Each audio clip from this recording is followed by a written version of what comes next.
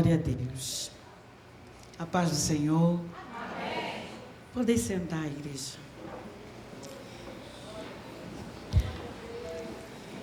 Eu quero ser grata ao Senhor por essa manhã. Como eu já recebi do Senhor nessa manhã. Eu só olhava para trás e fazia assim para o Rafael. Tipo, meu filho, nós viemos aqui para receber do Senhor uma resposta que nós aguardamos durante tantos anos. E quando o pastor Carlos estava pregando, o Senhor trouxe a resposta.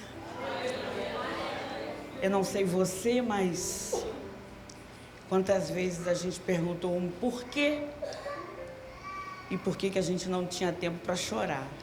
Aí hoje o Senhor respondeu.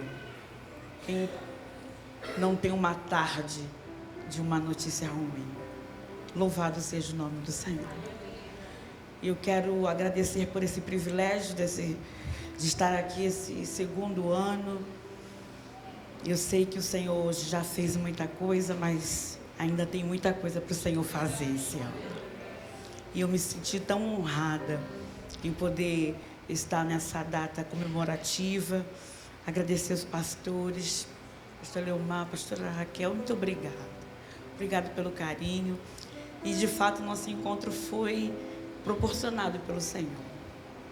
E saímos daquele dia ali dizendo, Senhor, muito obrigada. Que foi um tempo muito precioso. Muito obrigada. Eu quero louvar a Deus pela minha casa, pela vida do meu amor. Eu sempre digo a Ele que Ele tem sido imprescindível depois de Jesus, para que a gente possa continuar a realizar a obra de Deus. Depois de 22 anos, eu fui convidada somente para testemunhar. Normalmente eu sou convidada para pregar, mas eu nunca tive um tempo tão precioso para poder compartilhar com os irmãos da minha vida, da minha história. Para quem não me conhece, eu me chamo Natália Belo. Eu tenho 44 anos. Sou filha de um casal que nós fomos... Eu tenho 2 irmãos, na verdade. E eu nasci num contexto diferenciado, talvez, de alguns que estão aqui nessa manhã. Eu nasci numa família não evangélica, nasci em uma família em que, em muitas gerações, adoravam outros deuses. Era uma família que não conhecia a verdade, porque em João está escrito que conheceremos a verdade nos libertará. E eu nasci num contexto em que minha família era toda envolvida no candomblé e era uma das famílias mais tradicionais do carnaval carioca no Rio de Janeiro. A minha avó, na década de 50, foi uma das mulheres que inaugurou as quadras e escolas de samba no Rio de Janeiro. Até porque até então, nessa época, não haviam quadras de escola de samba. Faziam folias nos trens. Eles subiam de Santa Cruz ao centro do Rio, faziam carnaval nos trens, até que as quadras começaram a ser inauguradas. E foi dentro desse contexto em que eu nasci. Eu costumo dizer que eu engatinhei nas quadras de escola de samba. E minha família, minha avó era dona de um terreiro há mais de 40 anos. Ela, na verdade, foi separada aos 12 anos de idade para que ela pudesse assumir um terreiro de candomblé. E, na verdade, a minha família tinha... A gente, quando olha hoje, eu percebo que a minha família era uma família que precisava tanto de Jesus, mas nós não sabíamos. Eu era uma criança que muitas vezes, eu cheguei em casa, ou acordei, e quando eu ia dizer benção, mãe, a minha mãe já estava possuída de um espírito maligno, e aquele espírito dizia assim: sai daqui, porque eu não gosto de criança. Aos 7 anos, eles começaram a olhar e dizer assim: essa daí tem jeito para o samba. Vamos arrumar uma bandeira pequenininha para ela. E aos 7 anos eu comecei a ser porta-bandeira mirim no Rio de Janeiro. Na verdade, na década de 70, existiam muito poucas crianças que tinham esse ofício, se eu posso assim dizer, até porque era proibido pela idade. Mas me arrumaram uma bandeira e a minha família me fez entender que aquilo foi para que eu fui chamada. E talvez alguns não saibam, mas eu fui porta-bandeira durante 16 anos. Aos 7 anos eu comecei a ser envolvida nas coisas dentro do terreiro. Eu me lembro que aos 7 anos eles começaram a querer determinar o meu futuro, determinar aquilo que eu deveria ser. E eu era tão pequena, eu digo que eu era tão pequena, não, ainda sou, né? Porque eu tenho 1,58, estou um pouquinho mais alta, mas eu tenho 1,58. Eu era tão pequena que eles colocavam saltos enormes em mim, para que quando eu chegasse, porque ainda não era Sambódromo, era Marquês de Sapucaí na época, eu era muito pequena. Então eles colocavam saltos em mim, me arrumaram uma outra identidade, e eles diziam para mim: quando chegar lá, em frente aos juizados de menores, diga que seu nome não é Natália, o seu nome é Jussara. Eu não entendia, porque eu tinha um crachá com a minha foto, mas aquele não era o meu nome. E eu não podia dizer a idade que tinha, porque meus pais poderiam na época ser presos. Uma criança de 7 anos já está ali desfilando naquele lugar. E daquela data em diante, todos os anos, eu comecei a desfilar em algumas escolas de samba do Rio de Janeiro. Até hoje eu ainda conheço algumas pessoas, porque algumas já morreram, outras ainda estão vivas. Eu glorifico a Deus que muitas delas hoje estão na presença de Deus. Mas, na verdade, a minha família em si vivia uma confusão. Eu posso dizer que não era uma desgraça, porque sem a graça é uma desgraça.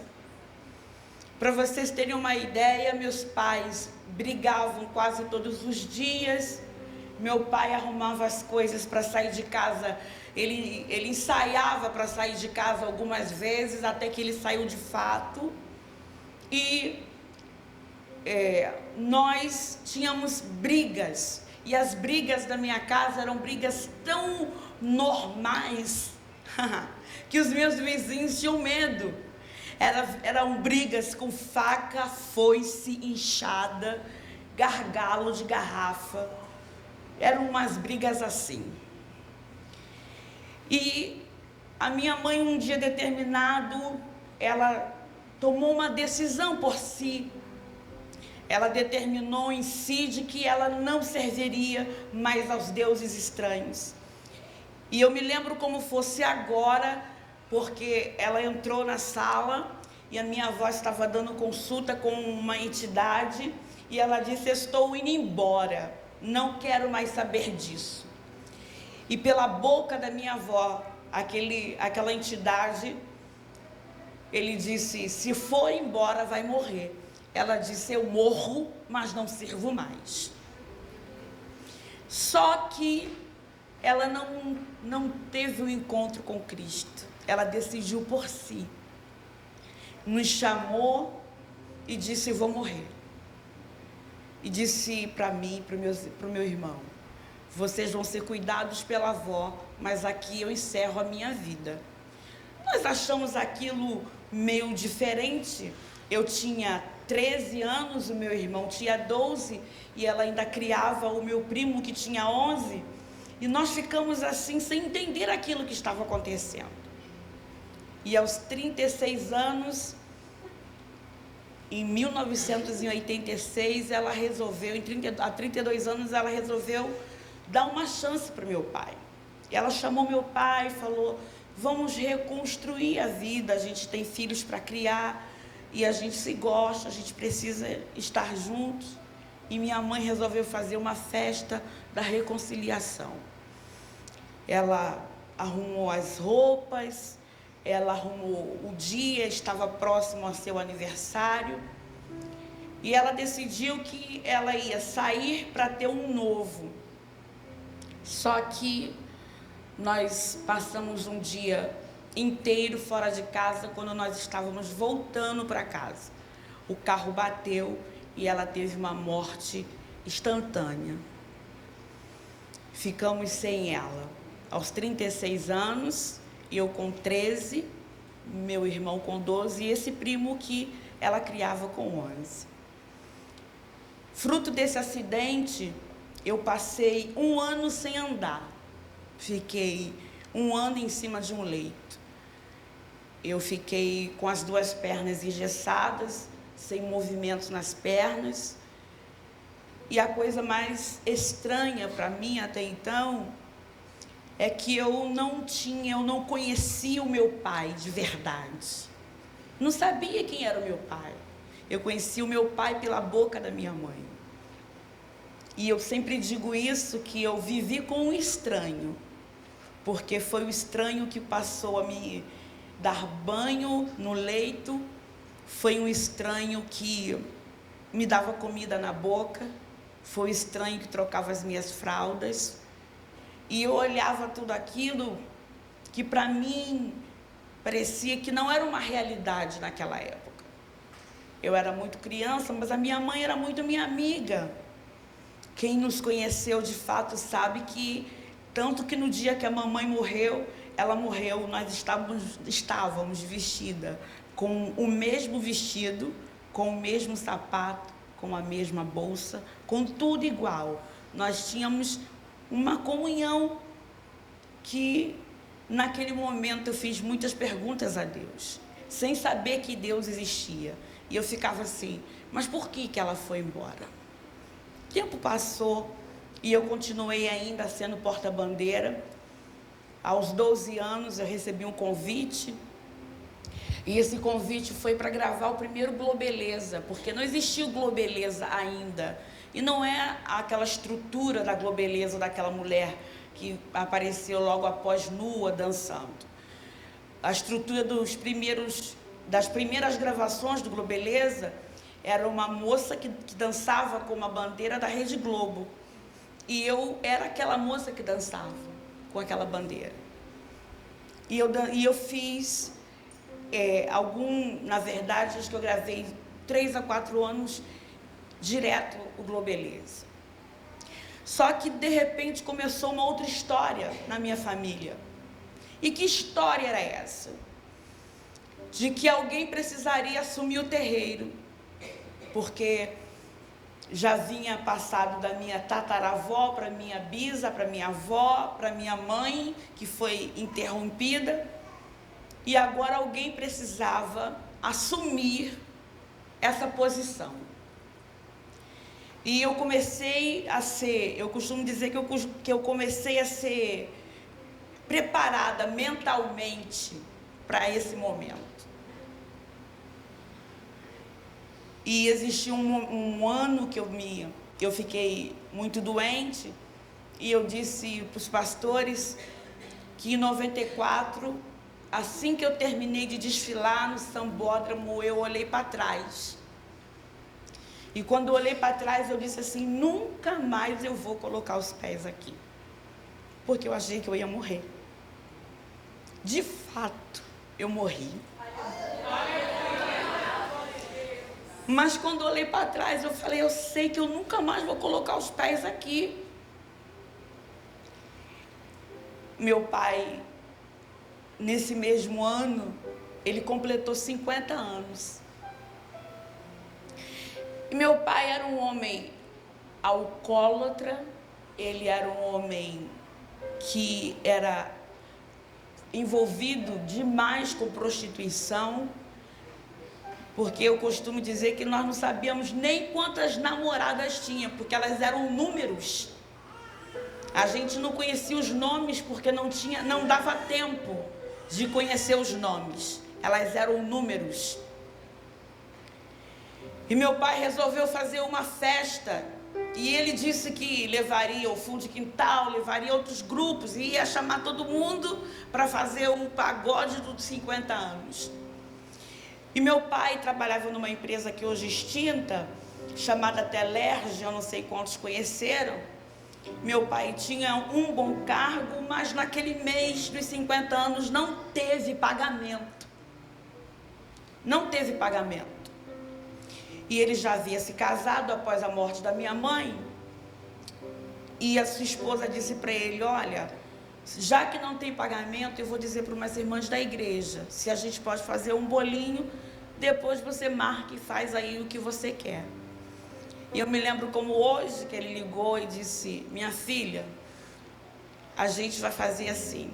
Hoje não dá para fazer o que eu já planejei. Mas a minha esposa está em nenhuma igreja. E eu quero que vocês venham, porque ela vai fazer um culto. Aquilo já me chocou. Porque eu disse: vai fazer o quê? Ele disse: um culto.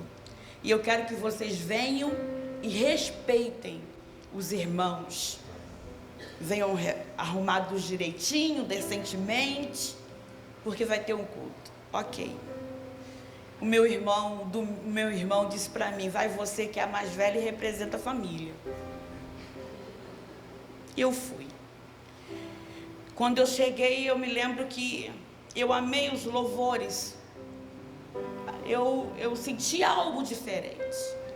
Porque, por mais que não queiram aceitar, quando a gente chega aqui na casa do Senhor é diferente. Só que quando começou a palavra, eu peguei minha sobrinha no colo e fui para o parquinho com ela brincar. Eu recebi uma notícia que meu pai estava me chamando de volta. E quando eu cheguei no salão, meu pai estava ouvindo a seguinte palavra: agora só falta o senhor aceitar Jesus. Aí eu vi quando meu pai levantou a mão e fez assim. De onde eu estava, eu queria sinalizar para ele para fazer assim: não! Mas eu fui me aproximando e meu pai chorando. E ali ele entregou a sua vida de verdade para Jesus. Ele entregou a vida dele para Jesus. E um questionamento era: como eu, sambista, porta-bandeira, candomblecista, vou ser filha de um crente? Ele foi um homem que começou da seguinte forma: minha filha, vai ter um evento de família na igreja. Todo mundo tem a sua família, eu não posso ir sem família. Eu dizia para ele: mas se eu tenho família? Ele disse: você é a minha mais velha, a minha primogênita.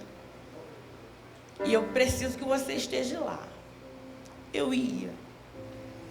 Olhava tudo aquilo, meu coração parecia que ia sair pela boca, mas na hora do apelo eu me segurei. E o tempo passou. Quando ele aceitou a Jesus, o que fizeram? Correram e me levaram para me preparar para assumir o terreiro. E eu passei 21 dias trancada dentro de um quarto. E eu costumo dizer, para quem já passou por aquele lugar e sabe do que eu estou dizendo, não é uma verdade, aquilo não é humano o que se faz ali. Só que enquanto eu estava ali, dentro de casa, Deus falou com meu pai: compre 2 Bíblias, uma para sua filha e uma Bíblia para o seu filho. E eu me lembro que minha avó chegou no roncó, que é o lugar que se denomina esse quarto, e disse assim: seu pai comprou um presente para você. Aí eu fiquei toda feliz: presente? Aí ela fez com um ar de deboche, disse: uma Bíblia. Aí eu cá comigo, dentro de mim, falei, como é que ele vai comprar uma Bíblia no lugar em que eu estou? Aí, o lugar onde eu estava não era da minha família, porque dentro do ritual, um parente sanguíneo não poderia botar a mão na cabeça para fazer. Então, estava em outro lugar. Mas, para meu espanto, a dona do terreiro ficou sabendo que o meu pai era crente. E ela entrou em pânico. Ela ficou enlouquecida. E ela entrou brava, falou, por que não me avisou que seu pai era crente? Eu disse, porque eu não achei que isso fosse importante. Ela disse, importante sim. E eu disse, por quê? Ela disse, nunca ouviu que reza de crente é pior do que macumba? Aí eu falei, não entendi. Ela disse, porque crente tem pé para trás. Eu falei, pé para trás? Ela disse para mim, saindo daqui, primeiro, não avise a ele o que você fez. Segundo, não deixe colocar a mão em você. Eu disse, por quê? Porque se ele colocar a mão, vai ser desfeito tudo o que foi feito nesses dias.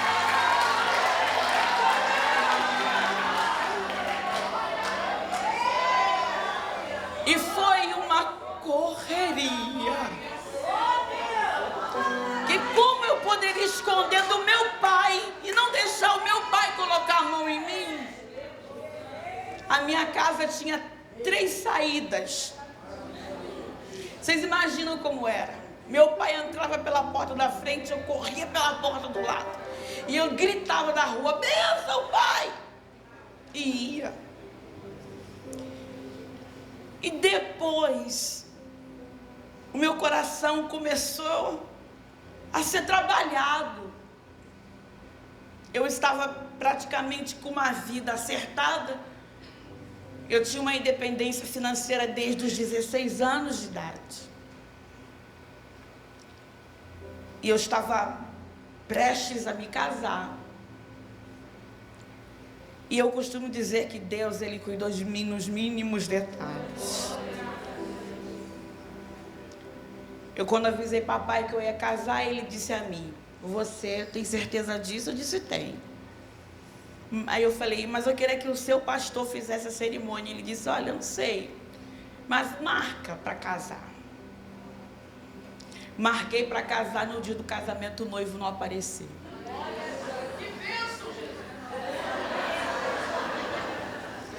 E ficou todo mundo surpreso, menos papai.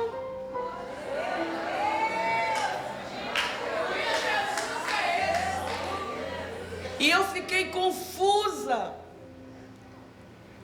Mas quando eu voltei em um terreiro muito conhecido no Rio de Janeiro, eles não sabiam que eu não tinha casado.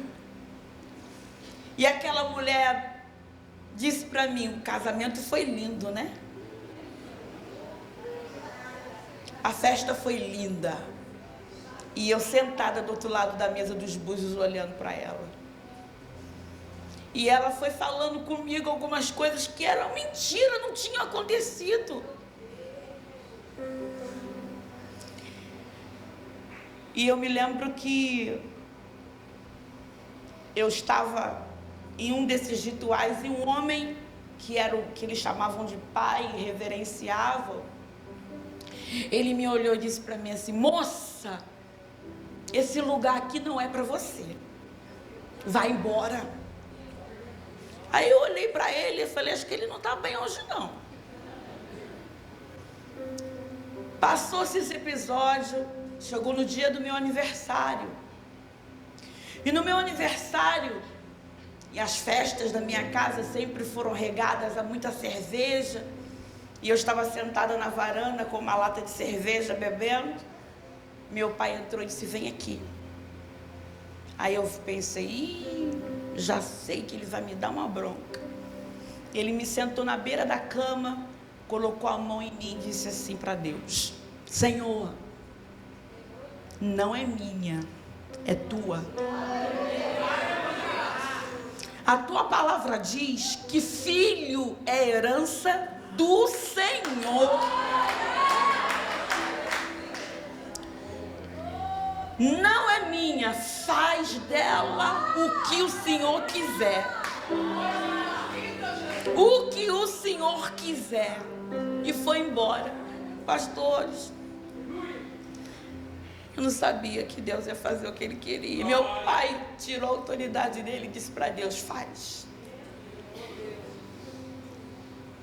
Para vocês terem uma ideia, eu não fui convidado, nem ele me convidou tanto para ir na igreja, mas um dia eu levantei e disse: hoje eu vou no culto na igreja do meu pai.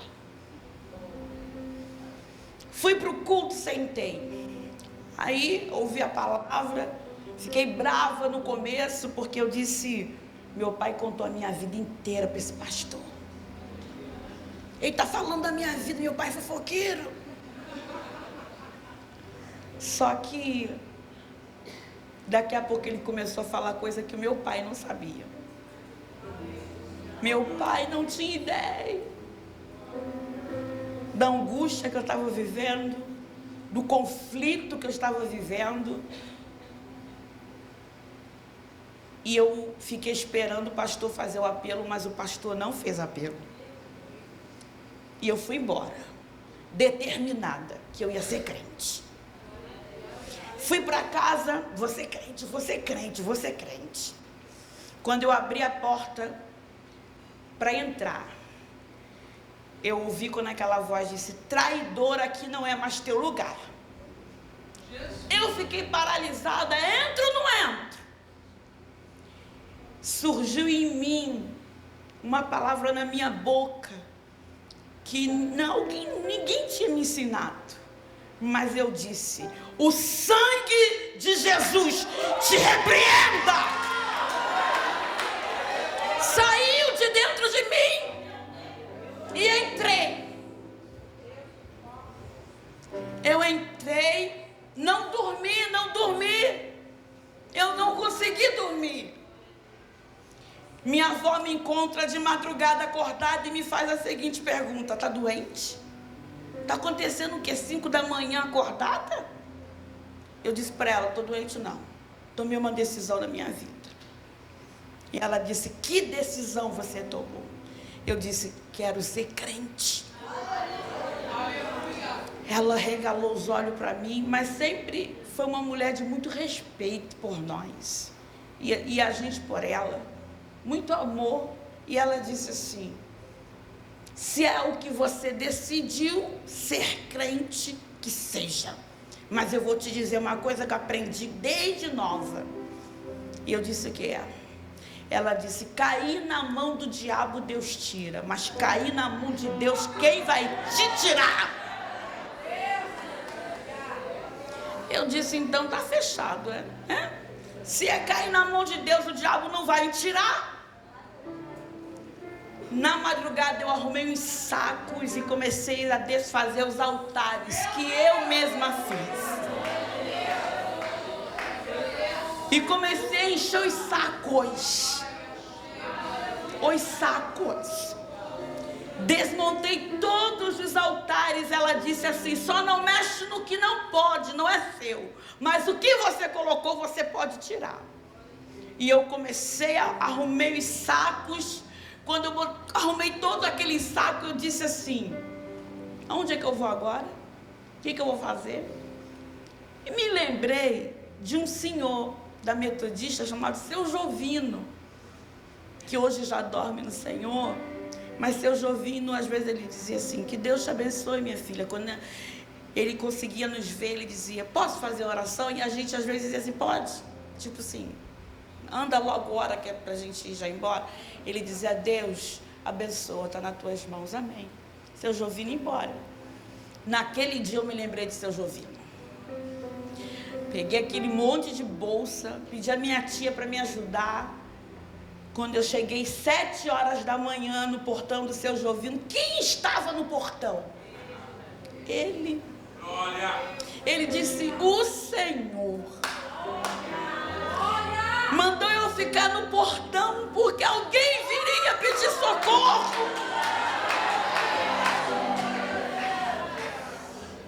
E ele só dizia: louvado seja o nome do Senhor. Ele dizia muito isso. E eu me lembro que quando eu coloquei os pés para dentro, ele disse: e vocês aí fora? Ela entra sozinha. Aí eu entrei naquela casa, eles oraram. Minha filha, o que é isso? Eu expliquei tudo para ele que eu estou contando para vocês. Ele disse: boa decisão. Cuide da sua vida. Tenha cuidado com o trânsito, porque tem um laço de morte para te matar na rua. E eu disse até aos pastores que eu cheguei a me tornar cômica, porque eu só atravessava a rua quando não tinha nem bicicleta. Eu olhava para um lado, olhava para o outro, não tem nem nada, eu atravessava. Mas com a certeza de que eu queria ser crente. Voltei à igreja, ouvi a palavra. E eu me lembro que uma canção naquele dia foi cantada, que ela é uma canção antiga, que diz: quero que valorize o que você tem, você é um ser, você é alguém tão importante para Deus. E a palavra: aquele que quer vir após mim, negue-se a si mesmo e siga-me. Eu me lembro que eu estava num canto e disse: como é que eu vou negar a mim? Como é que eu vou negar a mim mesma, deixar de ser eu? Como eu vou deixar de ser eu? Mas quando essa canção começou a dizer, cantar: você é um ser, você é alguém tão importante para Deus. Eu saí do canto, vim para o corredor. Aí meu pai me encontrou assim, disse: minha filha, o que você vai fazer? Eu disse: já estou fazendo. Estou aceitando o teu Jesus agora. Estou decidindo a minha vida agora. E eu decidi por Cristo. Só que eu decido por Cristo. E onde eu voltei a morar? Dentro do terreiro. E eu tinha uma pendência muito grande para ser resolvida. O meu irmão e eu, na última briga que tivemos, nós tínhamos jurado que só ia viver um no planeta. Ora, eu ou ele. E nasceu em nós um ódio tão grande um do outro, que ele só falava comigo nos rituais do candomblé. Lá ele falava comigo, lá ele se comunicava comigo, mas fora de lá, nós não trocávamos uma palavra e morávamos debaixo do mesmo teto. E quando eu cheguei em casa, a primeira obra do Espírito Santo em mim foi: você precisa pedir perdão para o seu irmão. Eu disse: como? Alguém já ensaiou para pedir perdão? Ensaiar? Eu ensaiei. Eu ia para a porta do quarto e pensava assim: hoje eu vou dizer para o Paulo, me perdoe e vou sair assim. Hoje, e ensaiei. Aí um dia, eu acordei e disse para minha avó: eu quero comer doce de abóbora. Ela regalou os olhos. Você sabe que não pode? Eu disse: posso sim. Meu pastor falou que eu posso comer tudo que eu quiser.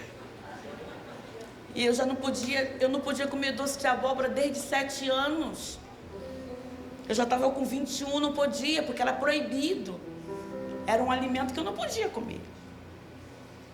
Aí a minha avó olhou assim e falou assim para o pessoal: deixa comer, porque é bom que coma. Quando cair a gente já leva, refaz tudo. Fez o doce.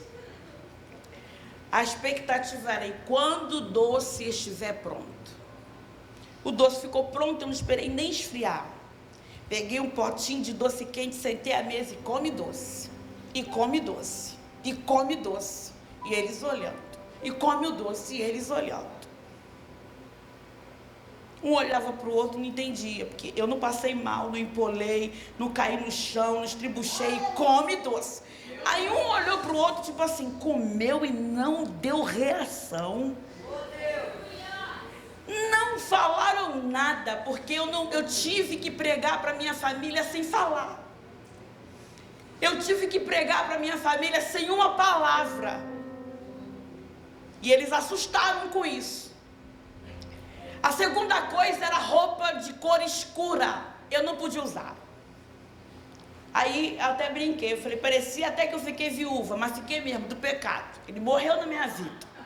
Mas eu não podia usar roupa escura, mas eu só comecei a usar roupa escura. E eles assustaram. Um dia eu disse para minha avó, eu quero fazer um culto aqui. Ela disse, mas seu pastor vai vir aqui? Eu disse, vai. Só que eu não tinha perguntado a ele se ele ia. A senhora deixa eu fazer um culto aqui? Ela disse, deixo. Desde que seu pastor não mexa em nada que seja meu. Eu disse, tudo bem. Ele não vai mexer. Cheguei na igreja, conversei com o pastor. Ele se animou, vai ser lá, meu vai. Ele mandou ministério de louvor, mandou bateria, guitarra, mandou todo mundo. E o interessante é que eu descobri que na minha rua era cheio de crente. Mas o povo tinha medo de pregar Jesus pra gente. Que eles diziam, vai que pega uma foice e mata. Mas, gente, brotou crente de tudo que era lugar. Crente de tudo que era lugar. E no meio do culto, eu ouvi dentro de mim, você vai falar. Eu fiquei assim, eu vou falar. Chamei minha tia no canto, falei, Deus fala essas coisas aqui. Ela disse, fala. Fiquei quieta. No términozinho já do culto, o pastor disse, antes de terminar, nós vamos ouvir a jovem Natália. Vem, minha filha. Aí quando eu pego o microfone e começo a agradecer a presença de quem estava. Jesus lindo! Quem que é? O meu irmão. Ele entrou, ele fazia, eu não sei hoje, né? São tantos anos, mas ele reunia uns grupos em lugares e fechava ônibus inteiros e levava para os bailes. E ele chegou com os funkeiros, com aquelas calças no meio do corpo. Ele me olhou assim, aí Jesus falou para mim, você ensaiou para pedir perdão, agora peça. Você não pediu a ele só, mas agora no meio da multidão, peça perdão a ele. Aí, respirei fundo, falei, Paulo, eu conheci um Deus poderoso, e esse Deus fez algo dentro de mim, e eu quero pedir perdão a você, meu irmão, porque eu te amo. Olha, ficou assim, todo mundo paralisado. A minha avó não sabia nem o que fazer, porque ela ficou paralisada, e daqui a pouco a minha família começou a chorar. E chora minha família daqui, chora, e pega todo mundo, vai se abraçando, e chorando. E a coisa mais linda é quando você fica tantos anos sem falar com alguém, quando você fala, tu quer falar toda hora. Porque a gente não tinha diálogo. Só que lá no terreiro ele teve uma ordem. E qual ordem era essa? Você precisa renovar o sacrifício. E eu fiz uma oração. E assim que terminar o sacrifício, você vai ganhar um emprego, que era o que ele queria. Eu fiz uma oração para o Senhor. Falei, Senhor, não deixa ele, que essa porta se abra. O Senhor abre essa porta para ele. E na verdade, ele fez o sacrifício. Quando ele saiu de lá, para ir para o emprego, ele dormiu no ônibus, perdeu todos os documentos, não conseguiu a porta. Voltou para casa frustrado e sem o emprego. Mas a minha avó mandou chamar o meu pai na minha casa. E a palavra dela para o meu pai foi, meu filho, o que eu gastei para esses meninos terem vida em paz, Nunca nenhum sacrifício resultou nisso. E o Deus da minha neta fez por mim o que eu tentei fazer uma vida inteira. Eles agora estão se falando. E sabe de uma coisa, meu filho? Eu quero aceitar Jesus agora.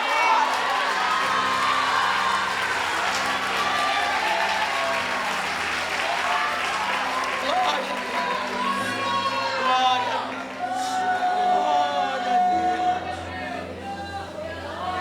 Deus. 42 anos ela liderando aquele lugar.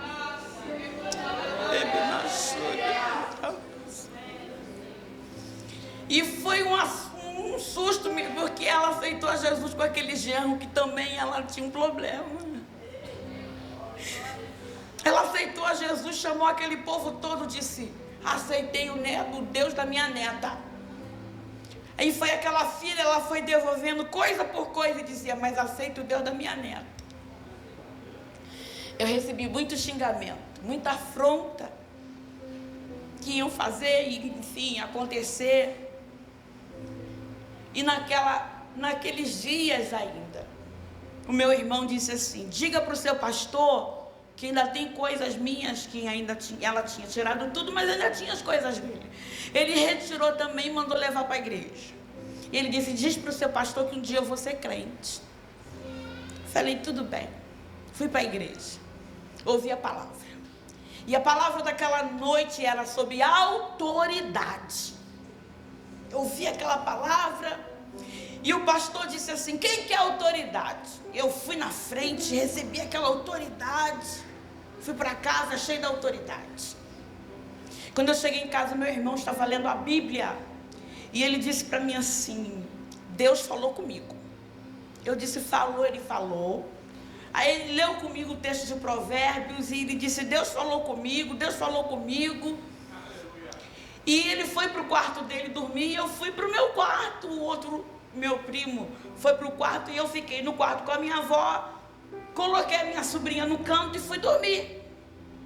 Daqui a pouco eu ouço um barulho quando a porta faz um estrondo e ele aparece desfigurado na minha frente. E ele tem 1,87 m e ele dizia assim: mulher, eu vou matar esse homem na tua frente, para você saber quem eu sou. E ele perdeu o ar. E ele começou a asfixiar. E eu comecei a dizer: o que eu vou fazer? Aí o Espírito Santo disse para mim: lembra do culto.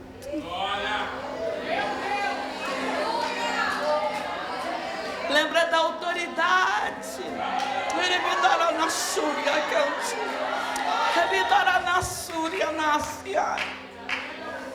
Diga para esse demônio sair da tua casa agora. Eu me levantei, irmãos, com uma autoridade que eu nunca tinha sentido em toda a minha vida. E eu fui de encontro a ele e comecei a dizer: em nome de Jesus. E quando eu comecei a chamar pelo nome de Jesus, pelo nome de Jesus, ele começou a se levantar e se erguer. E eu no nome de Jesus. E ele começou a ficar de pé. E eu no nome de Jesus. E a minha avó disse: minha filha, grita baixo, porque tu está expulsando até dos vizinhos. Eu disse: que seja. E quando ele voltou em si, ele disse para mim: irmã, como foi que você aceitou esse Jesus? Eu disse para ele: por quê? Ele disse: eu quero fazer isso com você agora.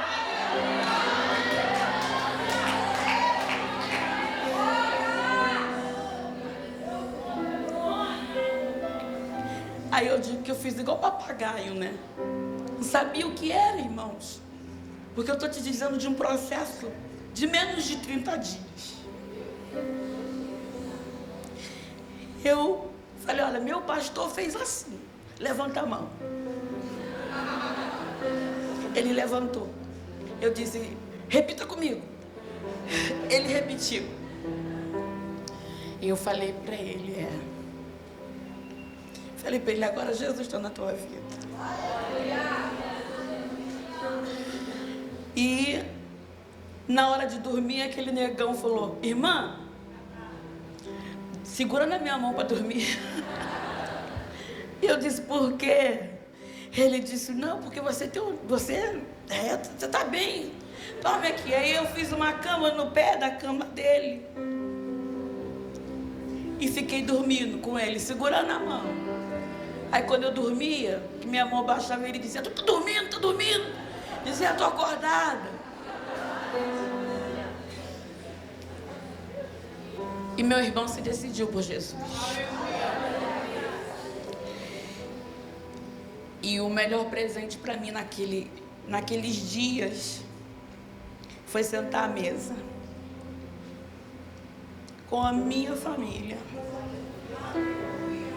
E tá todo mundo feliz. E tava todo mundo se falando. Mas Jesus não termina aí. Ele começou a nos fazer algumas promessas.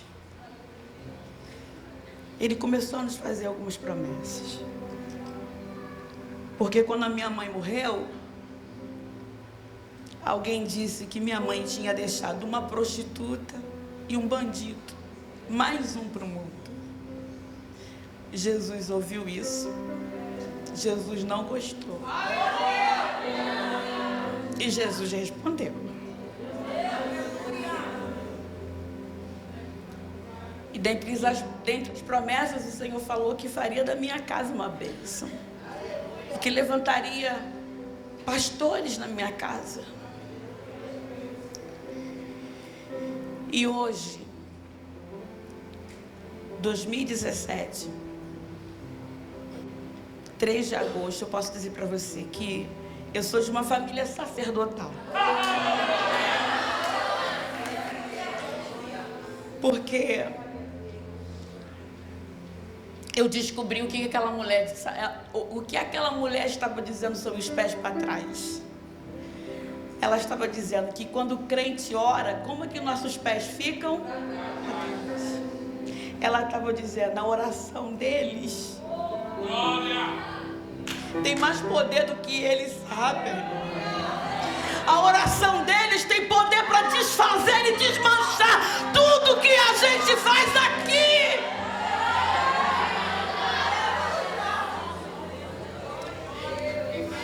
É porque a gente deixou de usar o nome de Jesus. Mas eu aprendi que Jesus podia. Hoje eu sou filha de um homem que ontem fez 73 anos, que é um pastor. E seu irmão, ontem nós estávamos juntos, ele disse: irmã, estou mudando, tem inauguração da igreja. Ele foi ordenado a pastor. Hoje a minha avó já está com 90 anos, ela está com Alzheimer, mas ela só não esquece de que é do Senhor. Ela esqueceu de tudo, mas ela não esquece que é do Senhor. E tudo que Satanás disse que faria da minha vida, Deus fez o inverso. Deus salvou, limpou e me deu uma família. Me deu um casamento, um marido abençoado. A irmã Marilza daqui, que é minha amiga, caminha comigo, pastora Helena. A irmã Marilza, há 18 anos. Há 18 anos. E ela viu praticamente tudo isso acontecer, né, irmã Marilza? 18 anos. E sentada no círculo de oração, no trabalho de libertação, junto com a irmã Marilza, Deus me fez promessas que iria me dar uma família. E eu contei esses dias. Deus me deu uma família. Hoje toda a minha família serve ao Senhor. E talvez você diga assim: mãe, como foi em 30 dias? E Deus ainda fez algo de excelência, que alguns irmãos que estão aqui sabem disso. Onde abundou o pecado, superabundou a graça. Deus escolheu o quintal da minha casa para fazer um trabalho de oração. E Deus começou a trabalhar e salvar, e libertar, e levantar pessoas daquele quintal. E um dia desses eu recebi um telefonema do Maranhão. E lá do outro lado um homem disse: a senhora talvez não me conheça, não lembre de mim, mas eu aceitei Jesus no seu quintal. E hoje eu estou presidindo um campo aqui no Maranhão. E eu disse: Deus, enquanto eu viver, enquanto eu respirar, enquanto houver fôlego em mim, eu e minha casa serviremos ao Senhor. Serviremos ao Senhor, serviremos ao Senhor. E eu posso dizer para você nessa manhã, já quase tarde, um perdão salvou toda a minha família. Um perdão fez que uma mulher de 42 anos, envolvida em todo um ritual de candomblé, magia, entendesse que Jesus, eu posso terminar com vocês chamando por ele, Jesus. Diga comigo, Jesus. Veja como é doce esse nome, Jesus. Como é maravilhoso chamar por ele. Diga, Jesus. Eu sei que essa manhã é uma manhã de milagre, como tem sido esses 2 anos. Mas eu preciso aproveitar essa oportunidade e profetizar sobre a tua casa. Eu quero profetizar que Jesus vai concluir a obra que ele já começou. E eu sei que nesse altar você vai contar que Jesus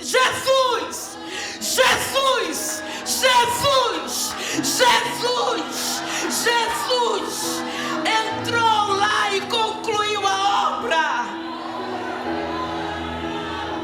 Não terminou em você. Jesus. Você posso, pastora, botar-se de pé, igreja? Por gentileza, você põe de pé. Eu quero que você abrace quem está do seu lado. E você diga para essa pessoa assim: ele já começou a obra na tua casa. E ele vai concluir. E tu dirás: eu e a minha casa serviremos ao Senhor. Diga: serviremos ao Senhor. Eu quero profetizar que naquele grande dia, no dia que a trombeta tocar, no dia do rápido, no dia em que ele vier nos buscar, nós e nossa casa iremos com ele. Iremos com ele. Levante a tua mão e glorifique ao Senhor. Lindo, lindo, lindo és. Glória, glórias eu te dou. Chama o nome dele. Jesus. Chame o nome dele. Lindo, lindo, lindo és.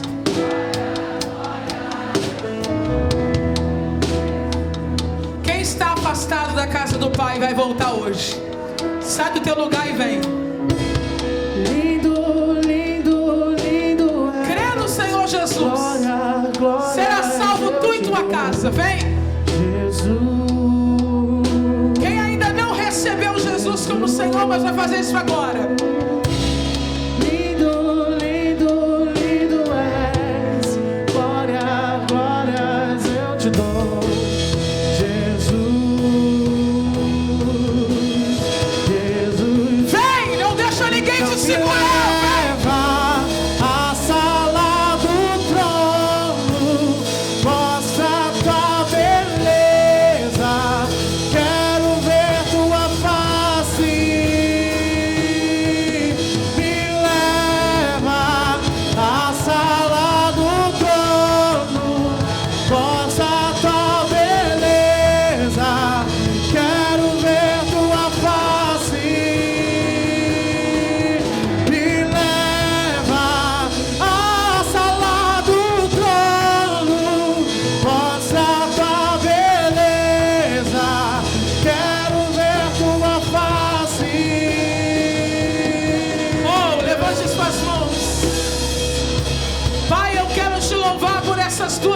alianças decididas esta manhã.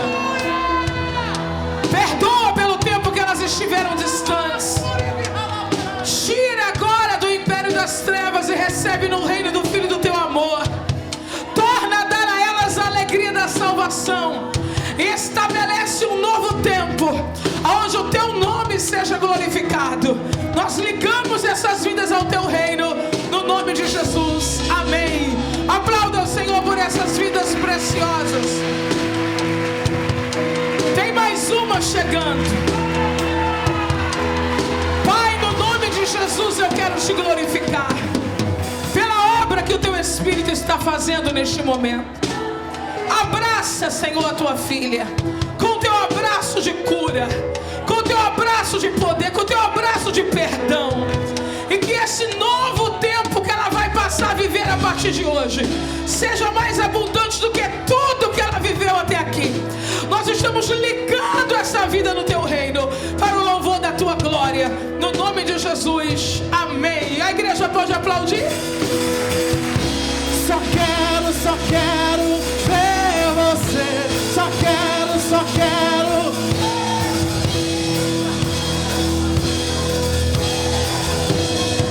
Cadê o pessoal do discipulado? Só quero.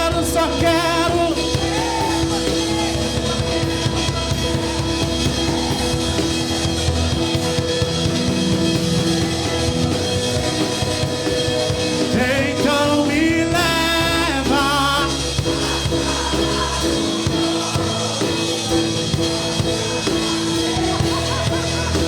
Eu quero ver tua face.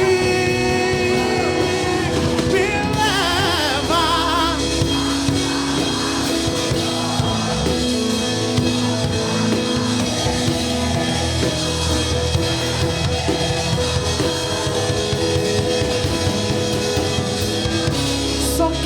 Só quero.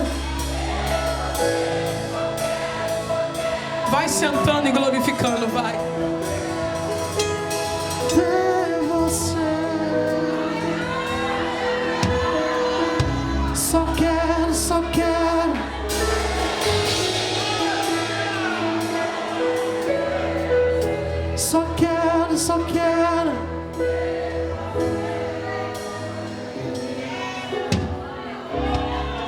Meu Deus.